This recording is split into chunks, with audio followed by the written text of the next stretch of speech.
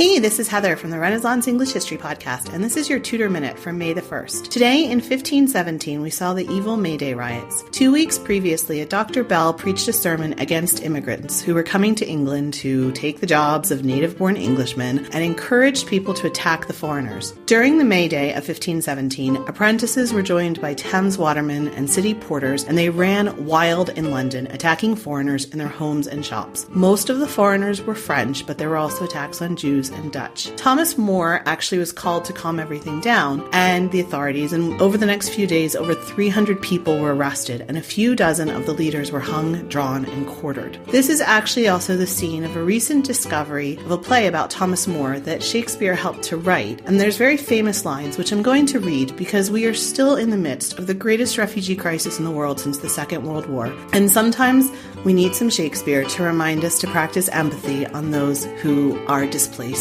and need our help. So he says, when the crowd asks for the foreigners to be removed, he says, "Grant them removed, and grant that this, your noise, hath chid down all the majesty of England. Imagine that you see the wretched strangers, their babies at their backs, and their poor luggage plodding to the ports and the coasts for transportation, and that you sit as kings in your desires, authority quite silent by your brawl, and you in ruff of your opinions clothed. What had you got? I'll tell you, you had taught how insolence and strong hand should prevail, how order should be quelled, and by this pattern none of you should live an aged man, for other ruffians, as their fancies wrought, with self-same hand, self-reasons, and self-right, would shark on you, and men, like ravenous fishes, would feed on one another. Say now the king should so much come too short of your great trespass as but to banish you, whither would you go?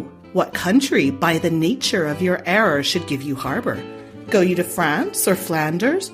To any German province? To Spain or Portugal? Nay, anywhere that not adheres to England? Why, you must needs be strangers. Would you be pleased to find a nation of such barbarous temper that, breaking out in hideous violence, would not afford you an abode on earth? Whet their detested knives against your throat?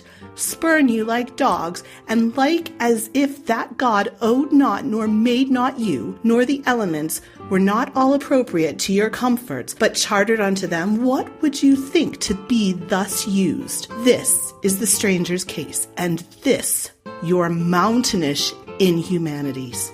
That's your Tudor Minute for today. Remember, you can dive deeper into life in 16th century England through the Renaissance English History Podcast at englandcast.com, where we do have an episode on xenophobia in Tudor England. And if you are called to help refugees and strangers today, I urge you to go to helprefugees.org, where you can make a donation to a charity that is working with some of the displaced people in the world today.